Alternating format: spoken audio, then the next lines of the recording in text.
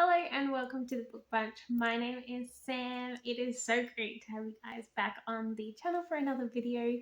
If you hear some noise in the background, I apologize. I have family staying at the moment and they're in the other room doing whatever they are doing. And there are also a lot of cars going past today, which is weird because I'm filming in the middle of the day during the week and I don't understand why so many cars could possibly be going back. Also, do you like the hair? This is my natural hair. It is a bit of a wreck sometimes, and this is what it looks like unless I put it up for you guys, which I normally do. So, I don't know. Do you like seeing it out? Do you not? I'm in a weird mood today. So, before we start, I want to say a very, very, very, very, very thankful shout out to Miriam over at Miriam Elizabeth Reads because I got sent a gift, guys. I haven't opened it yet because I wanted to do it with you guys on the channel. This is going to be my first gift ever from anyone on BookTube, and I'm gushing. I'm absolutely gushing because I am just so touched by this. It is a little belated birthday gift for me because in my last video I did mention it was my birthday a couple weeks ago, and Miriam, you're so sweet, and I have no idea what's in here and I'm really looking forward to it. Yeah, let's open it and then we'll get to the actual video which is all about sci-fi books. So let's have a look. I'm really excited. It's in the Darkling Wood. Oh my goodness. I saw this on one of her videos, which is probably why you picked it up for me, Miriam, so thank you. Because she said that it was really, really good. And I love the cover. Like, this is gorgeous. Absolutely gorgeous. And so she got me a copy to read. Oh, that's so nice. I am so happy that this is in my collection because it is stunning and I cannot wait to read it. Thank you so much, Miriam. Okay. Thank you guys. I love you guys. She was the best. Thank you for being here. Okay, well, that's the little surprise for me today. Let's get on with the video.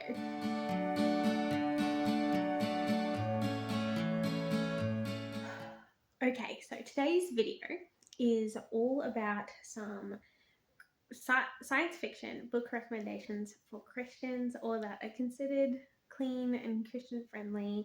There's only one on here that's actually like a Christian book. So yes, we will jump right into it. There's quite a few. I've been spending the last fortnight reading lots, and man, I also have a lot to tell you about of ones that I do not recommend. So we will address that at the end of the video. But for now, we're going to go with all the ones that I do recommend.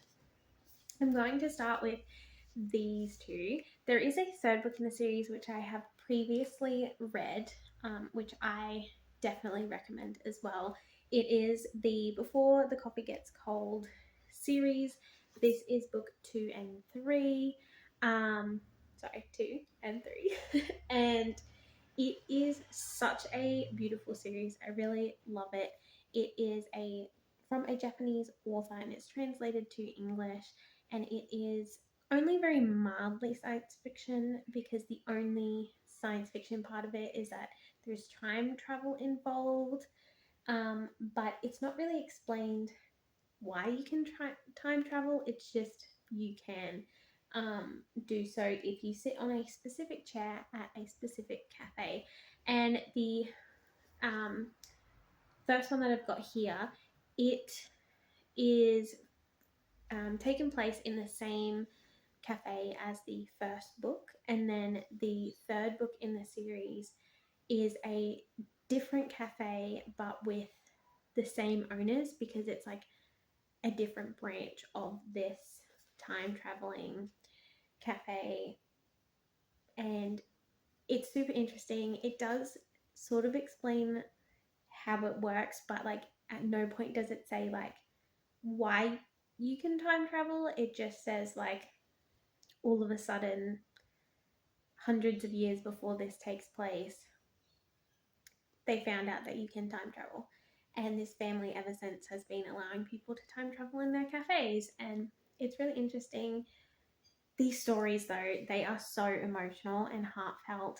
So make sure you're reading it when you're in a good place, because they can be really sad. A lot of them are super bittersweet, though. It basically explores the idea of, if you could go back in time, would you, even though it wouldn't change the present? And it ends up being about the emotional and mental change that happens to you rather than the physical, because when you come back, nothing is physically different, but your perspective is, and like all of that kind of thing. It is really interesting. Highly recommend it. I love all these books. They are all clean. I think the only like bad anything in them is there's like one swear word, I think, in the third book, but that's it. Like, it's completely clean otherwise. But yeah, really recommend this series. So that's the Before the Coffee Gets Cold series, book 2 and 3. And I also have this mini book, which you saw in my last video. This is the H.G. Wells, The Sea Raiders, which is 3 short stories. And boy, when I say short stories, they are short. Like, I think one of them is like 10 pages of this size, so it's like tiny. The whole book is under 60 pages, so it's an easy read, very fast.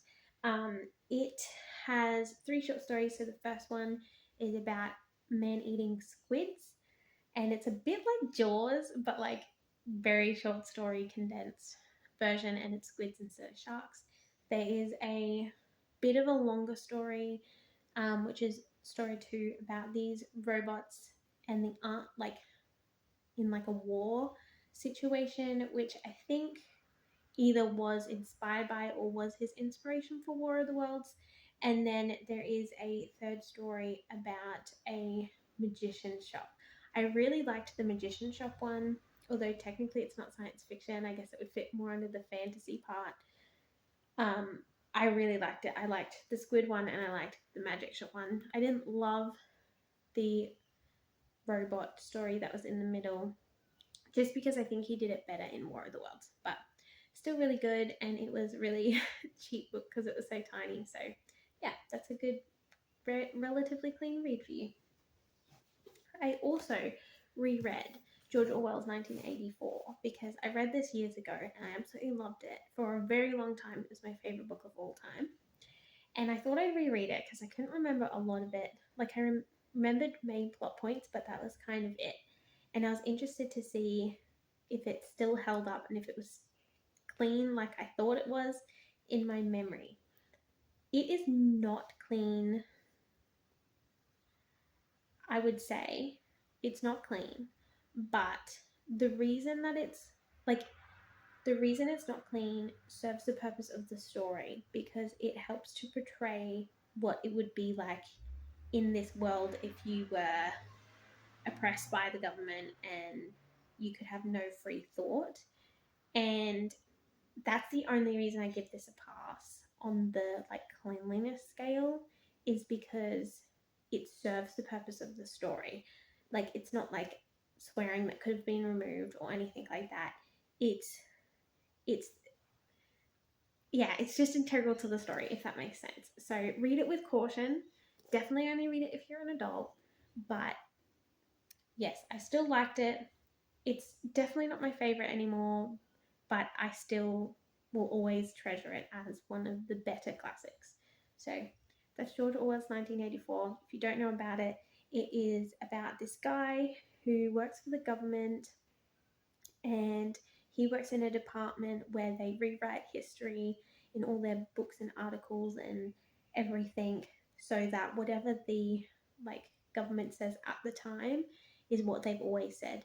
And if the government kills somebody off for whatever reason, they erase them from history and all sorts of things. And you can't have free thought. There's no freedom of speech or even freedom within your own mind.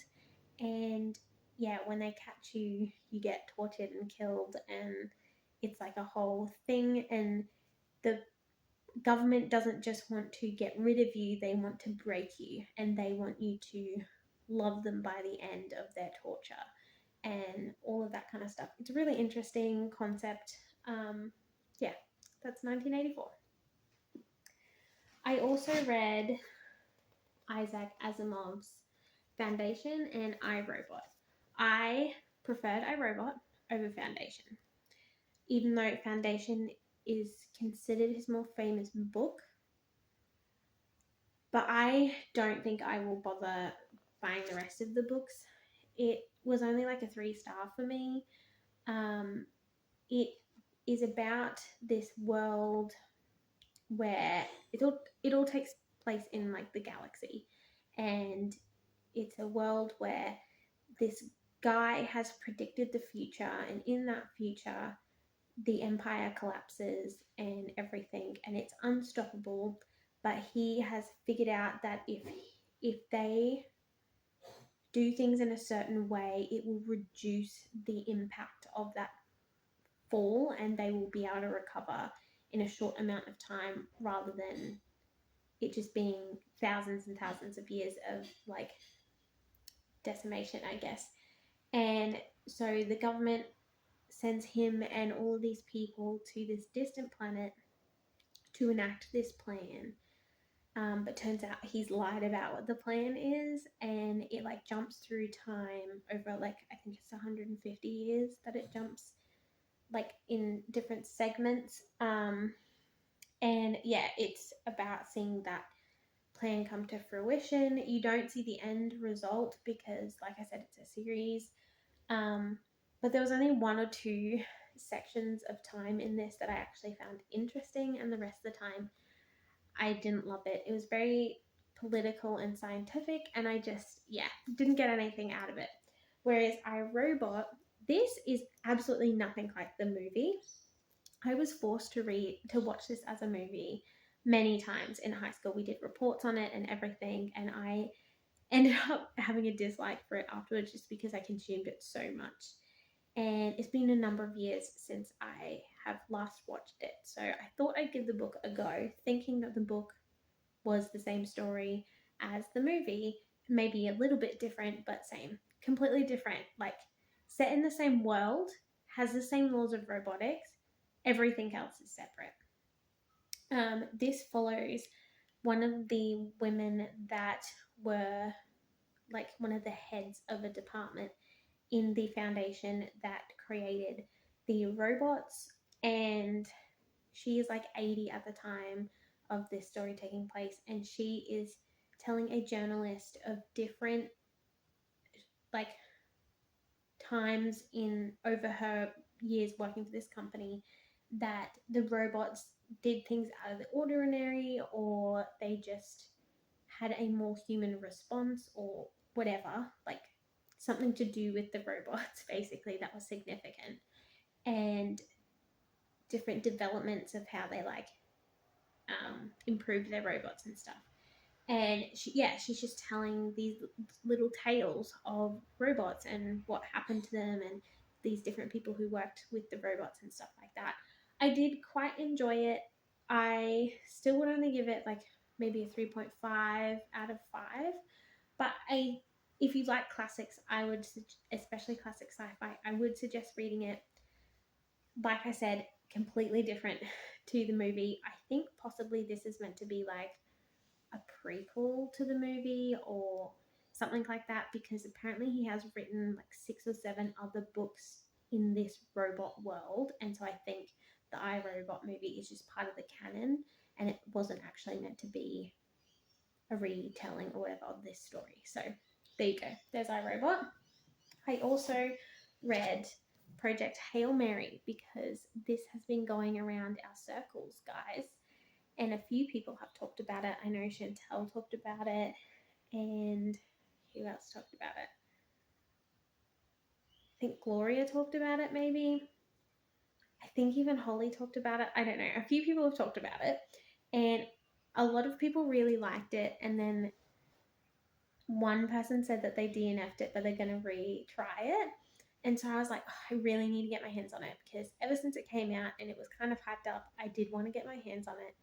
But I waited and waited and waited. And then when you guys talked about it, I was like, okay, I've got to go get it. So I got my copy and I read my copy and I really did like it. It is a super happy story, in my opinion.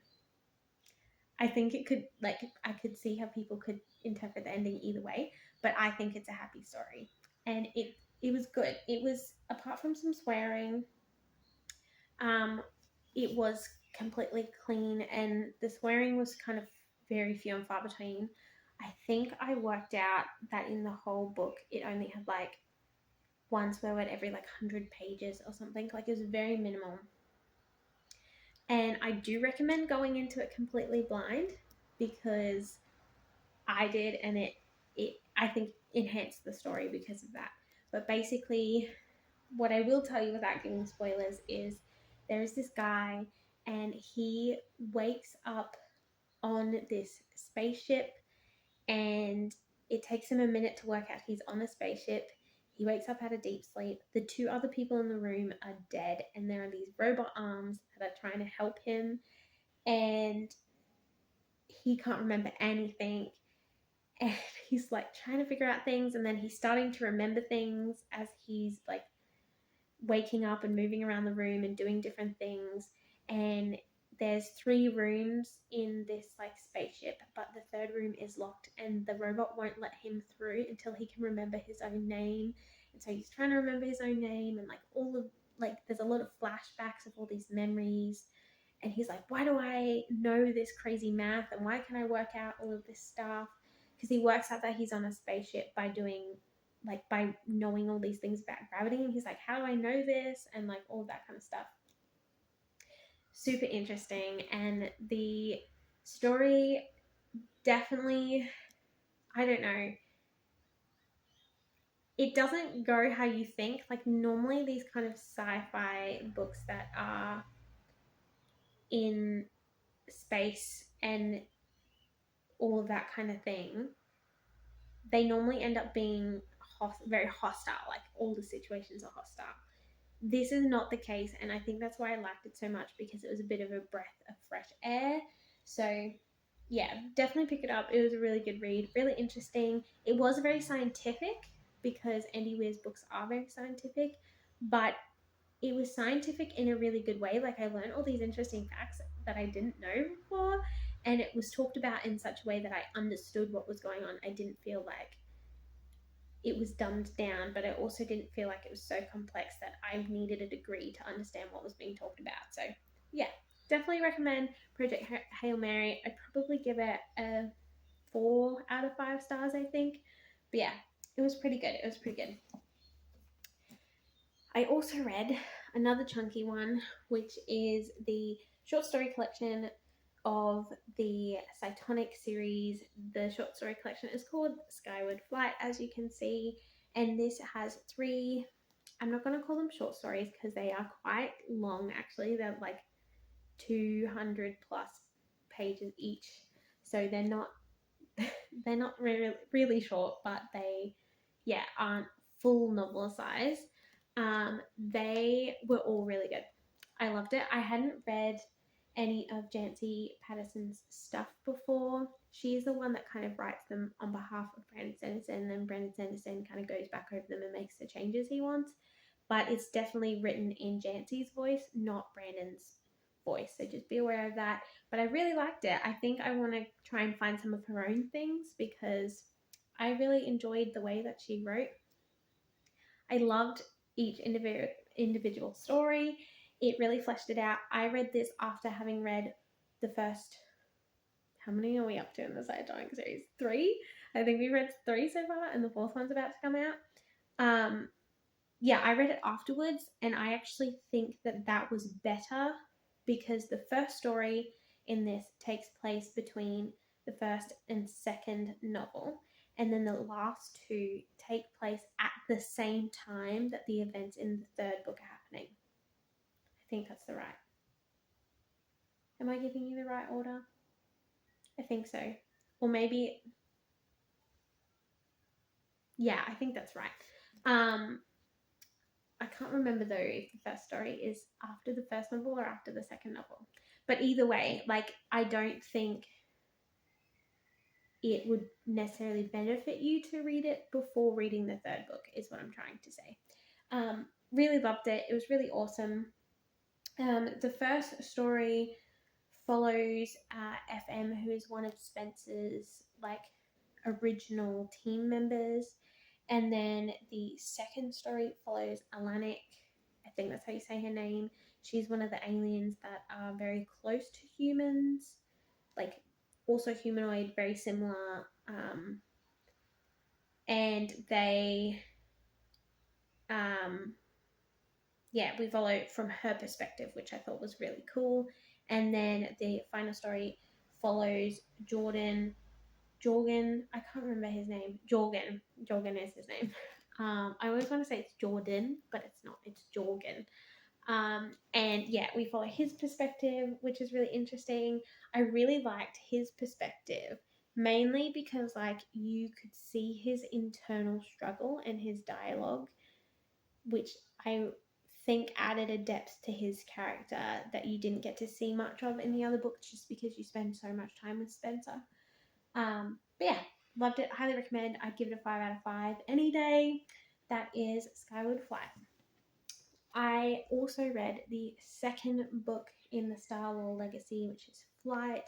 I did talk about the first one in the series a couple of videos back, called Nova. I really liked Nova. Really, really liked Nova. Didn't like Flight as much.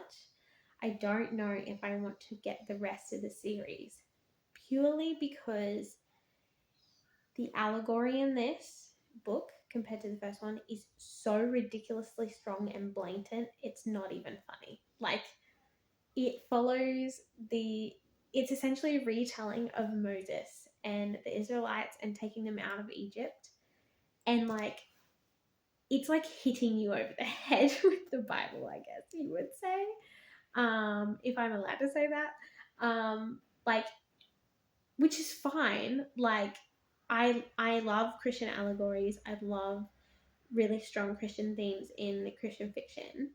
But it was just, because I had already established this voice and this type of storytelling and everything in the first book, this was almost jarring. And so I didn't like it as much, basically. It only ended up being 3 stars for me. If you really like the Moses story, though, and you like sci-fi, and you know that going in, you'd probably really enjoy it, because the story is really interesting, the setting is really interesting, the characters are quite interesting. It definitely has that very Moses fighting back against God struggle, with the whole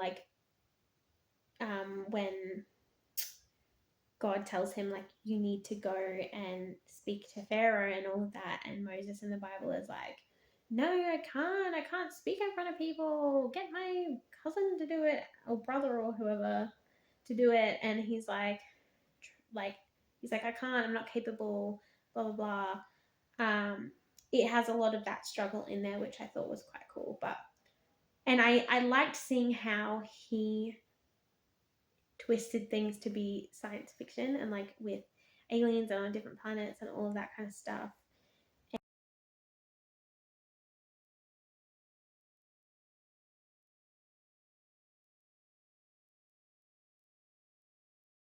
And the angels and the realm of the angels and stuff appear in this. So yeah, didn't love it, but I think if you were going into it with the right perspective, you would enjoy it.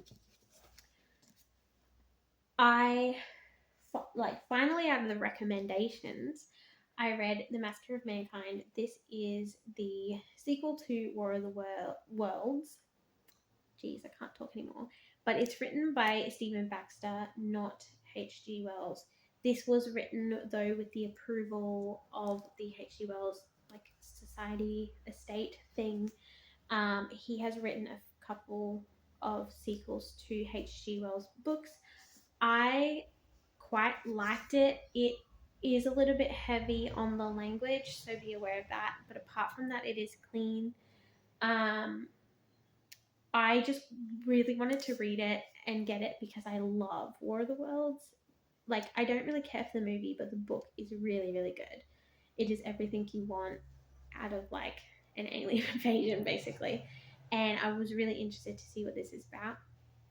This follows the perspective of the ex sister in law of the main character in the last book.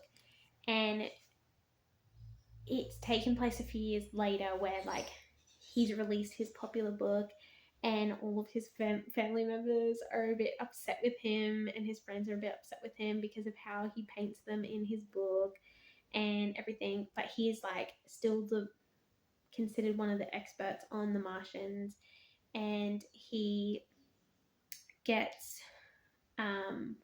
he like predicts that they're going to come back, and so they kind of are preparing for that, and then it doesn't end up going the way they think it's going to go, and like it's a whole journey, and this lady ends up being like one of the main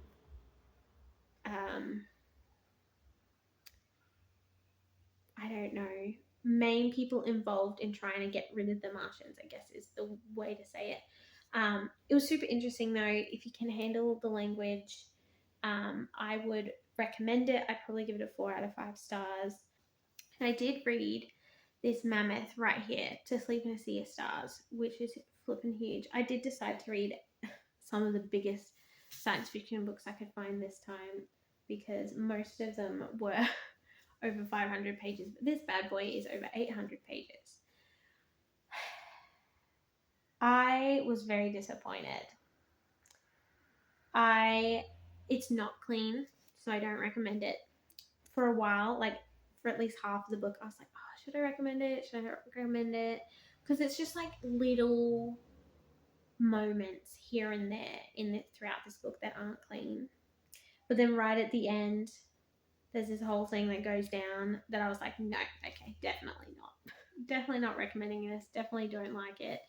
And the ending as well was a really disappointment. Like, even if you took out all of the bad parts and like made it clean, because sometimes if I really like a secular book that's not all that clean, I will go through with a whiteout and white out the bits that I don't like.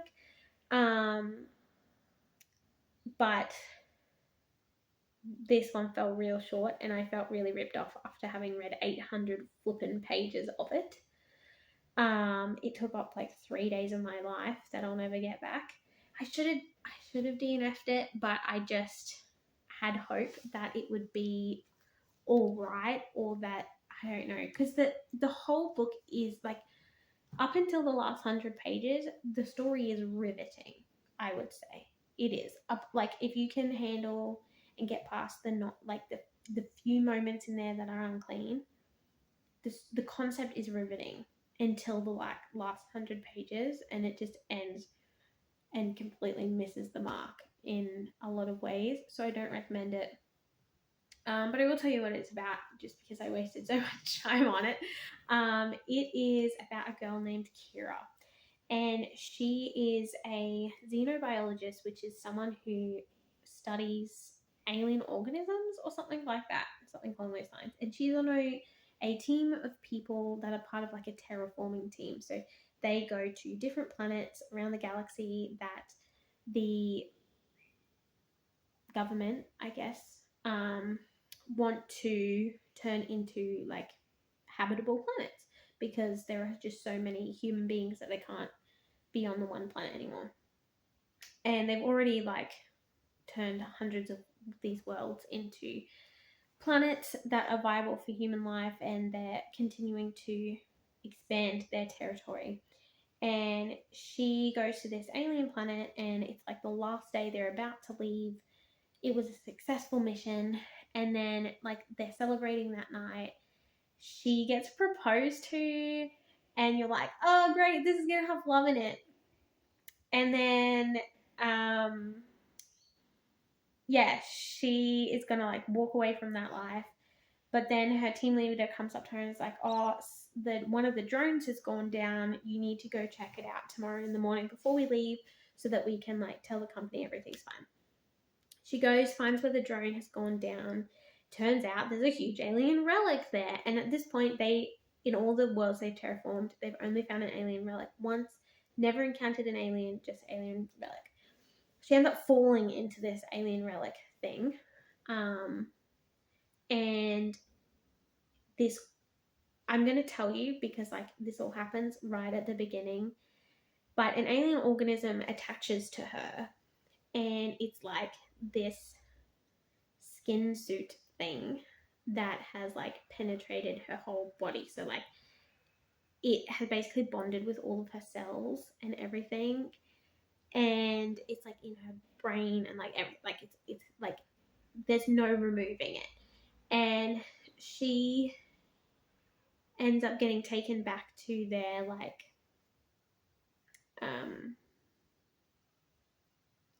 base, I guess. And they're like, because she's like unconscious and everything, and she ends up waking up and she's like, what happened?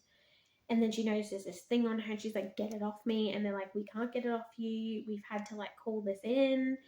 And so this big like army ship thing shows up as well. She ends up like things go down, and she ends up like the suit ends up killing like half of her teammates, including her fiance. So you're like straight up like, bro, okay. Didn't go where you thought it was going to go at all. And she ends up getting like put on this army ship, and the army people are like doing all these tests on her to try and figure out what this organism is and like get it off her and work out if it's contagious and everything. And again, all hell breaks loose and everything goes wrong and the ship blows up. And yeah, she ends up managing to make it back to the like normal part of the galaxy. Because and as she shows up, all of these aliens show up and start attacking. And basically the whole like 700 pages after that first introduction is all about her trying to stop this war with all of these aliens and finding out about these aliens. And she ends up joining this like ragtag crew of people, and like it's just like a whole thing. But yeah, the story was riveting. Learning about this suit organism thing was interesting. There are so many flipping twists and turns in this book. It's not funny, and it's everything constantly goes wrong. Like if there is a chance for something to go wrong, it goes wrong. Which I kind of understand, because when a book this big, like you have to keep the story moving and keep people interested for a long period of time. But there's just so many things at the same time in this book that aren't clean and aren't good that I didn't like it. Like there's language, there's sexual immorality, there's like a whole bunch of stuff, and you're just like, are you kidding me? Like, because it would have been a decent book without all of that. And yeah, I just felt pretty ripped off. But the reason I kept reading that one instead of DNFing it is because I went through like 10 books trying to find clean Christian, well, not Christian, but Christian friendly science fiction books this time around. And I really struggled. And so like when I got to this book and it wasn't 100%, I was like, oh, I'll just push through anyway. And I shouldn't have. So there we go. Some books I don't recommend that people talk about a lot is IQ 84. I think it's called IQ something. IQ 84, something like that.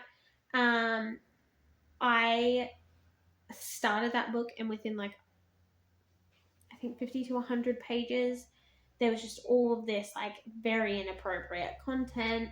So I immediately put that one down, which I was disappointed about, because it's like a 1,300 page book, because it's like 3 books in one kind of situation.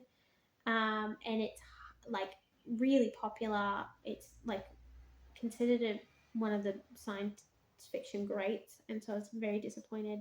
It's Chinese translated to English, I think.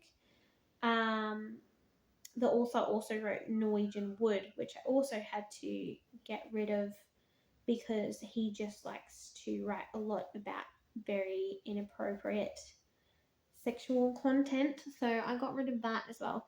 But that wasn't science fiction. I just thought I'd mention it. What else did I get rid of? I got rid of Hyperion because that's another science fiction great that people talk about and recommend, and that was a bust as well.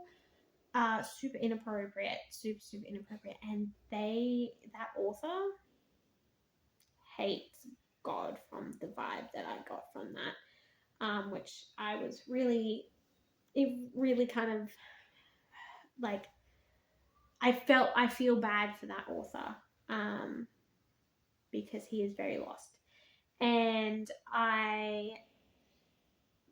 after reading the Stephen Baxter book for War of the Worlds, I did have another couple of books from him that he did as a collaboration with, I want to say it was with Neil Gaiman, but maybe it was someone else. It's called the Long Earth series, and also a bust was The Handmaid's Tale. I know that's super popular.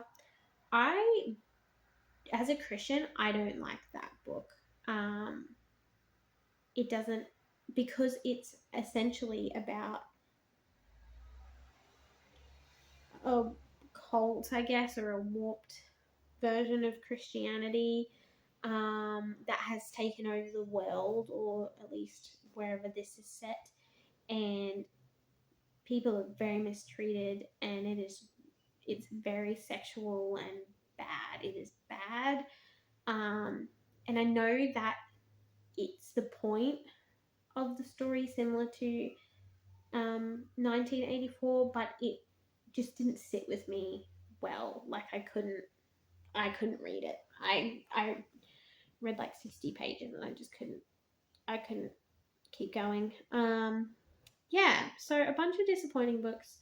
Sorry to end on a bad, I guess, a bad note with all of that, but yes, there is, like I said, quite a few good science fiction reads out there if you're looking for it, and I'm super excited because I am doing a buddy read of Oxygen with Celestria next month, which is a Christian science fiction, so I'm hoping that will be something we can recommend as well. Yeah, let me know if there's any science fiction you've read that you would like me to read, or you recommend me, or just ones you would like me to read on your behalf to let you know if they're worth it or not. Because yeah, I love science fiction, and it really upsets me that majority of science fiction is not friendly. So yeah, let me know in the comments below. Thank you for watching this very long video, and I will see you in the next one.